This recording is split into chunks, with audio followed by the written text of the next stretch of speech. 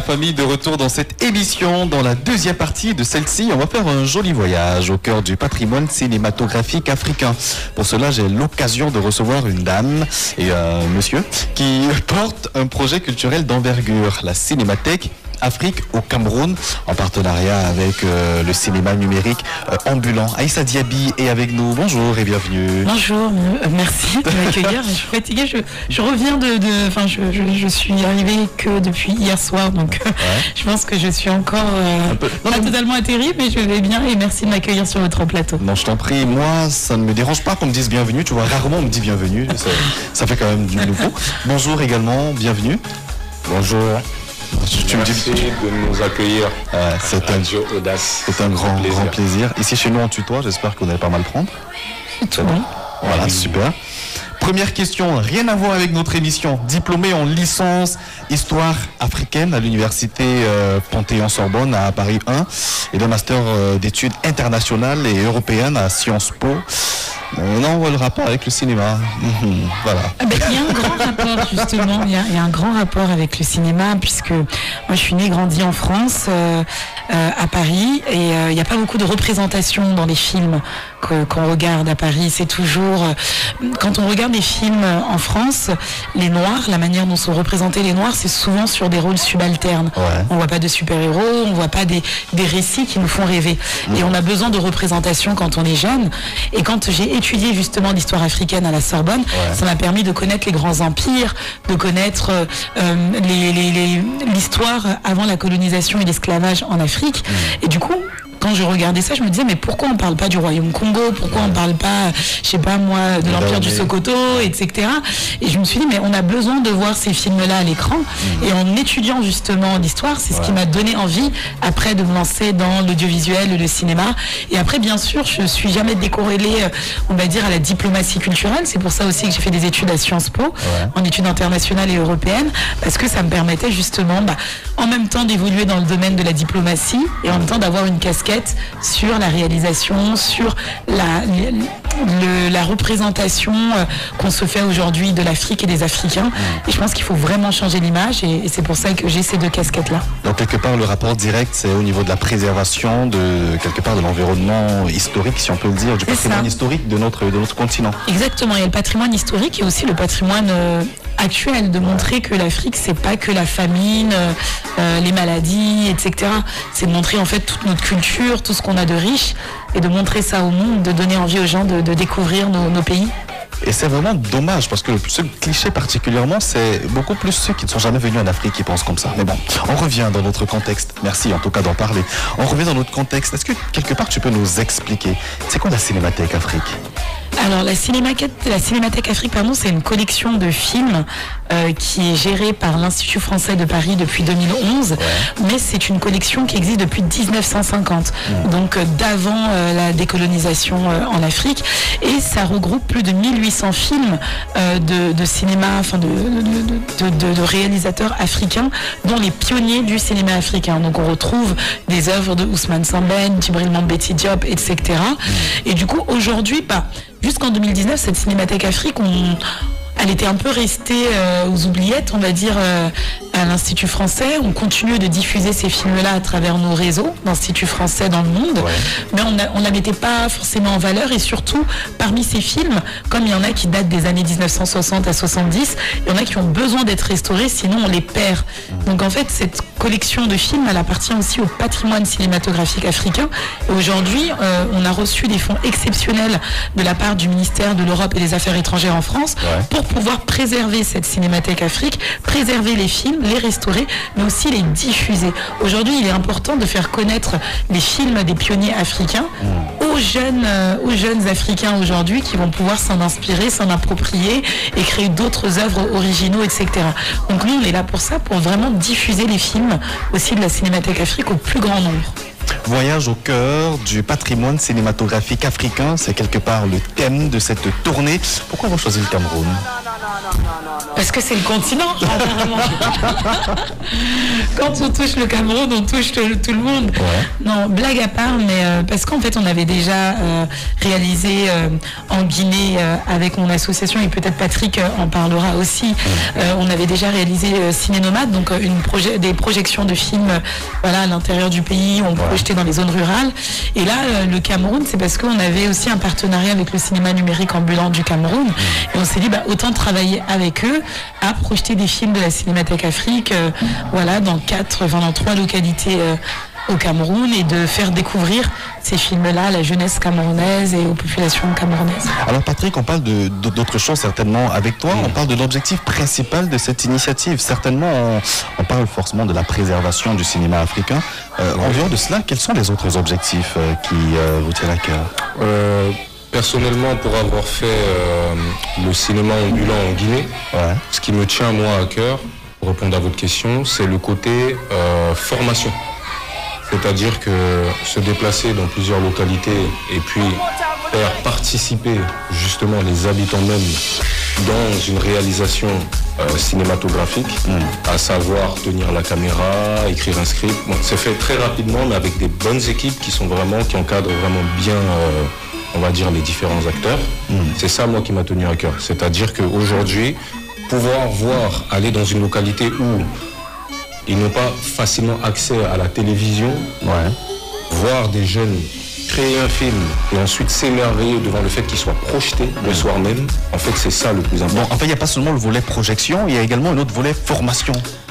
Si on peut le dire ainsi. Mais ça, c'était surtout en Guinée. L'expérience qu'on a fait en Guinée, il y avait ça, il y avait un volet où on faisait des projections, et il y avait le volet, comme il le dit Patrick, où on faisait faire des films aux jeunes, et après on les projetait aussi le soir et ils les regardaient. Donc il y avait ces 2 volets-là. En gros, ça permet aussi de faire tout simplement rêver. Parce qu'aujourd'hui, c'est ça, il faut avoir des rêves, il faut avoir de l'ambition. Et prenez par exemple un jeune qui veut se lancer dans le cinéma. Pour ça, il a besoin d'être inspiré. Mais comment s'inspirer s'il n'a pas accès au film? Surtout si le jeune regarde des films, on va dire les grands films américains, il va s'en inspirer, mais ce ne seront pas des films de chez nous. C'est-à-dire qu'il ne pourra pas, si on ne connaît pas notre histoire, on ne peut pas forcément ressortir les films avec notre histoire à nous. On a choisi le Cameroun parce que, bon, premièrement, je suis Camerounais, on est les meilleurs, ça, il n'y a pas photo. C'est un Camerounais, je confirme. Il n'est pas humble. Deuxièmement, parce qu'aussi, à Cinémathèque Afrique, ici au Cameroun, ils sont en train de se développer, et là, il y a des gros projets qui sont en cours.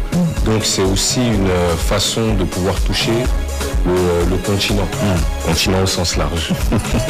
Quels sont les lieux concernés par cette tournée? Alors, on aura Dibombari, on va commencer mardi par Dibombari.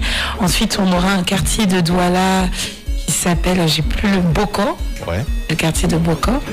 Et après, on aura également Kribi.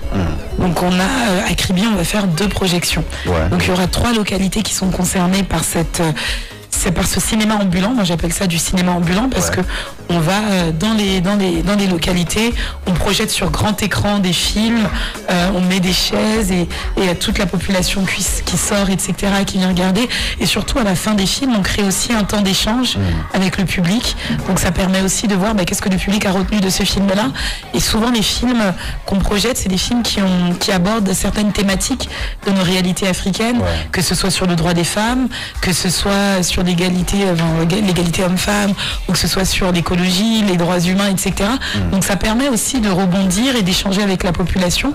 Et c'est aussi ça la force du cinéma, c'est de changer les mentalités. C'est vraiment un outil puissant et un accélérateur pour moi, pour vraiment faire changer les idées, les mentalités sur certains sujets tabous parfois de nos sociétés africaines, et aussi créer un moment de convivialité. C'est-à-dire quand on regarde un film, on est nombreux et on passe tous un moment où on va traverser des émotions à travers le film. Et c'est ça qui est fort, c'est qu'on crée en fait une expérience collective. Sur quelle base est-ce que vous avez fait le choix de ces lieux ? Alors ça, on a travaillé avec le cinéma numérique ambulant du Cameroun, et c'est eux qui ont identifié ces lieux-là en fonction de leurs affinités ou en fonction aussi de comment le quartier va s'approprier le projet. Il y a certains quartiers comme le quartier de Boko à Douala qui étaient très motivés pour justement accueillir le cinéma ambulant. Donc c'est aussi en fonction de la motivation des populations locales qu'on va aussi nous vouloir s'installer et faire la projection, parce que dans la projection il y a un temps d'animation où on fait intervenir des artistes du quartier, etc. Puis après on fait la projection et ensuite on fait des débats avec le public. Donc c'est toute une programmation aussi qu'on fait pour aussi permettre l'accès à la culture pour tous, je dirais. C'est aussi ça notre démarche, c'est que effectivement on souhaite diffuser les films de la Cinémathèque Afrique, mais on souhaite que ça touche les plus grands nombres et qu'on sorte en fait des zones urbaines ou des zones qui ont déjà en fait une offre culturelle et qu'on va vers les zones qui n'en ont pas en fait, tout simplement. On sait très bien que l'art quelque part permet de questionner notre environnement et même parfois de répondre à certaines questions. Le cinéma en tout cas particulièrement, c'est également une sorte d'espace de réflexion et c'est magnifique. Du coup, quel type de film est-ce que vous allez projeter durant toute cette campagne? Parce qu'on en a beaucoup, mais on va projeter les grands classiques déjà de la Cinémathèque Afrique que nous avons. Donc par exemple La vie est belle, Le Ballon d'or de Cheikh Doucouré qui est un classique. On va également projeter Bal Poussière de Henri Duparc. Donc pareil, ce que je vous disais tout à l'heure, Bal Poussière raconte un homme qui a déjà 6 femmes et qui veut épouser une 7e, et la 7e c'est une jeune qui revendique plein de choses, etc. Donc c'est hyper intéressant parce que ça touche des thèmes actuels, d'égalité homme-femme, etc. Et puis on a aussi des films camerounais qu'on va projeter, dont je n'ai plus les titres en tête parce qu'il y en a pas mal qu'on va projeter, non seulement des classiques mais aussi des courts-métrages de jeunes réalisateurs camerounais qu'on va projeter, parce que l'objectif aussi c'est d'accompagner et d'encourager la jeune création cinématographique africaine, et donc par là c'est aussi le moment de leur donner un espace où ils vont pouvoir projeter leurs films et nous dire leurs inspirations, etc. C'est une belle façon quelque part de ramener le cinéma à ceux qui non seulement ont des difficultés d'accès, mais surtout dans notre contexte sont très nombreux à se plaindre finalement de la difficulté à pouvoir avoir un public, à atteindre ce public-là via des salles de ciné. En quoi est-ce que c'est important aujourd'hui de faire redécouvrir le cinéma, mais surtout à ce public, de ces petites localités, si on peut les qualifier ainsi, pour vous? Je pense que c'est très important pour moi, déjà personnellement, parce que comme je disais avant d'avoir ma casquette à l'Institut français, j'avais moi-même une association et un festival de cinéma ambulant avec lequel on a beaucoup travaillé avec Patrick en Guinée. Et en fait, pour moi, aujourd'hui, il y a un véritable enjeu de l'image et des représentations. Je pense que les populations africaines ont besoin qu'on change leur représentation au niveau des images qu'on présente de l'Afrique, et notamment des jeunes. Je pense que les jeunes ont besoin de se voir raconter. Et si on ne le fait pas, en fait, on a une déformation aussi des réalités africaines, bien sûr, qui ne sont pas totalement faciles. Mais je pense qu'il faut montrer aussi tout ce qu'il y a de positif dans nos pays, parce que si on ne montre que des choses négatives, comme ce qu'on voit à travers des films américains ou des films français qui vont parler de l'Afrique, c'est souvent, comme je le disais tout à l'heure, sur des sujets, la guerre, la famine, les maladies, etc. Ça donne aucune envie à des gens de rester au final. Donc l'objectif, c'est aussi de changer les images qu'on reçoit de l'Afrique pour montrer que l'Eldorado ne se trouve pas forcément qu'en Europe ou à New York, aux États-Unis, mais que l'Eldorado peut aussi se trouver chez nous.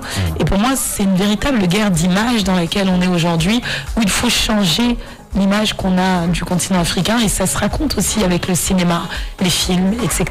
Alors Patrick, tu parlais de cette expérience en Afrique de l'Ouest tout à l'heure. Quel est généralement le retour du public, mais surtout des jeunes vis-à-vis de cette initiative? De ce que j'ai pu voir, il y a beaucoup de jeunes qui se sont découverts des talents, c'est-à-dire certains qui ont voulu se lancer dans l'acting, dans le cinéma, d'autres dans tout ce qui est chef-op, par exemple, dans la production. Et les retours, personnellement, moi, je les ai vus. Les jeunes, ils sont très contents. Parce que ce sont des jeunes qui ne vont pas, par exemple, ils n'ont pas accès à une salle de cinéma. Il n'y en a pas aux alentours. Il faut changer de ville pour y aller. Et ça a été plus de la découverte. Moi, c'est ça qui m'a touché. Nous, on est dans une époque où aujourd'hui, on a tous des smartphones. Donc, pour moi, ce serait plus facile que les films soient accessibles sur Internet. Mais le fait d'aller au cinéma, je pense que, ou devant un grand écran, être ensemble, voir des familles qui ont produit des films, ça a créé une sorte de synergie. Et puis, en gros, c'est ça, moi personnellement, qui m'a touché. Quel message est-ce que vous aimeriez, toi le premier, Patrick, adresser aux Camerounais qui nous écoutent, surtout, puisque la cible c'est Douala aujourd'hui. Heureusement, on a les caméras, donc on parle également au monde. Quel message est-ce que vous souhaiterez adresser aux Camerounais qui vous écoutent en ce moment, en fait, de les inciter finalement à venir et être partie prenante de ces différentes projections? Il faut rêver. Il faut rêver, il faut oser, il faut avoir de l'ambition. En gros, tout est possible. Ouais. Il s'agit juste d'avoir de la volonté. Et par rapport à ça, moi, c'est le message que j'aimerais bien leur transmettre réellement. Ça veut dire que l'environnement, il est ce qu'il est. On ne le choisit pas forcément, mais on ne doit pas s'arrêter de rêver. Et je pense que, avec ce que j'ai pu observer à la Cinémathèque Afrique du Cameroun, il y a des forts projets qui vont arriver, qui vont toucher les jeunes, parce que les jeunes d'aujourd'hui, c'est les hommes de demain qui vont faire le pays. Ouais. Et pour le coup, je suis vraiment épaté par ce que j'ai vu. Donc, les surprises, elles arrivent prochainement. Aïssa? Moi, je dirais qu'il faut venir voir nos projections. Voilà. Parce que je suis d'accord avec Patrick. Pour moi, tout part d'un rêve et le cinéma, ça fait rêver. Ouais. Moi, j'évolue dans ce secteur en tant qu'institutionnel, parce que je travaille à l'Institut français. Mais aussi en tant que scénariste, réalisatrice, j'écris, je produis aussi bientôt. Et donc l'objectif, c'est de faire rêver les jeunes. Et le cinéma, c'est un moment qu'on partage tous ensemble. C'est un moment où on se coupe de nos tracas de quotidien. Et on est totalement aspiré par le film, par ce que le réalisateur veut nous raconter. Et on est totalement enfui dans son idée, etc., dans l'histoire. Donc un moment de partage convivial ensemble, où on va rire, on va se questionner, on va se poser des questions. Et peut-être aussi, ça fait émerger justement des idées, ça fait émerger des rêves, ça fait émerger peut-être des nouvelles ambitions. Et aujourd'hui, on a grandement besoin d'ambition sur notre continent.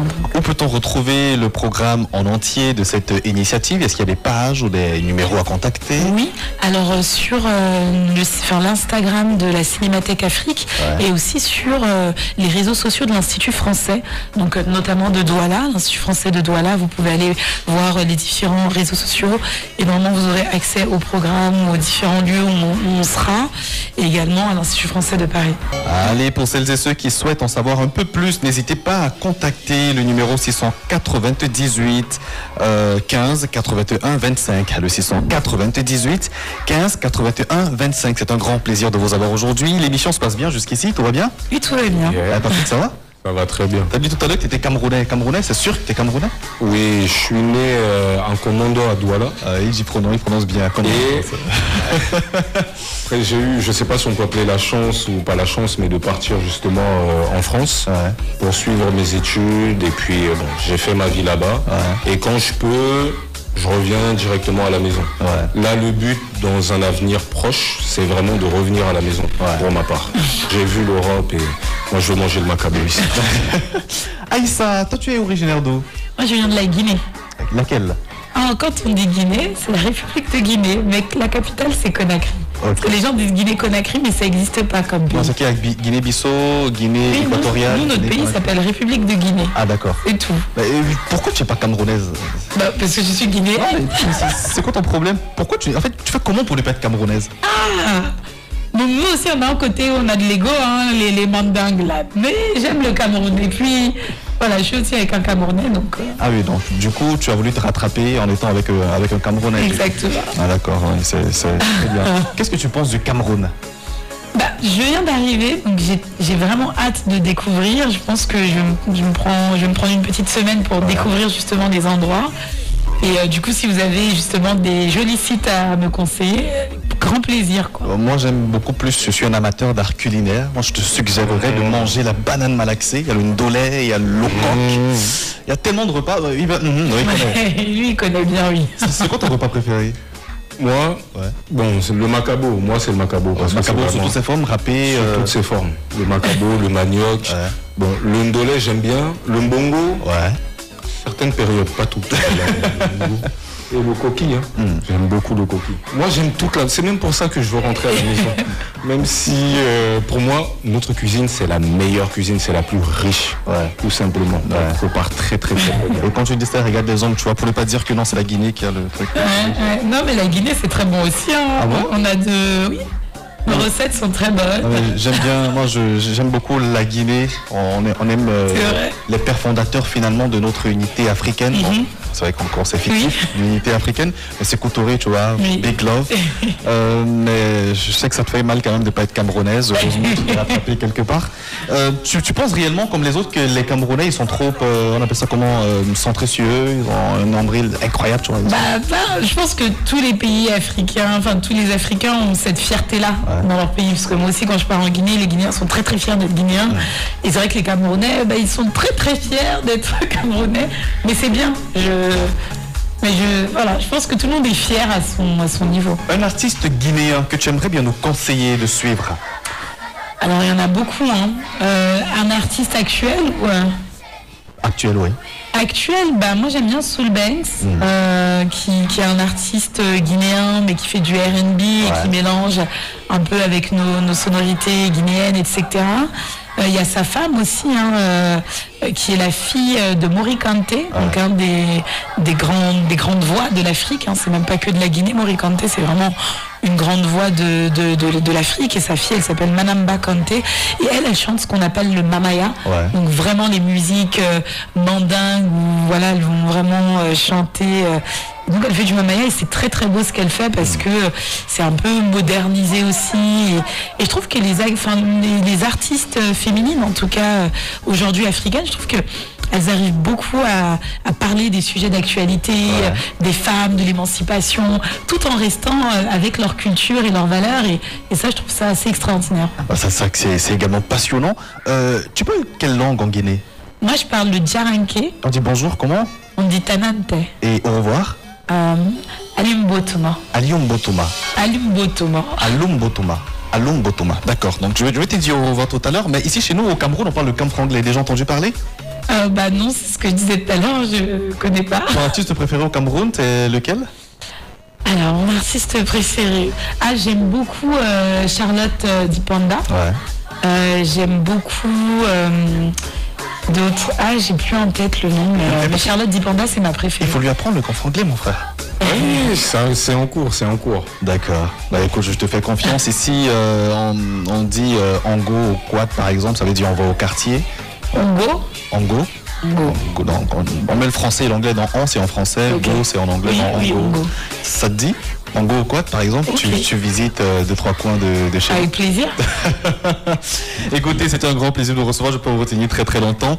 Revenez quand vous voulez, surtout bon séjour au Cameroun. Merci beaucoup. Merci à Abraham, grâce à qui on a eu la chance de t'avoir, Aïssa. Merci Patrick. Tu vois, on m'a promis un invité, j'ai eu 2. Je suis très content, je suis comblé. Merci également à celle qui tient la caméra. Elle s'appelle comment? Natacha, j'ai oublié. Vanessa. Même pas à côté. Allez, merci énormément à vous, très chers auditeurs. On se donne rendez-vous demain avec le même plaisir. Prenez soin de vous. On est ensemble.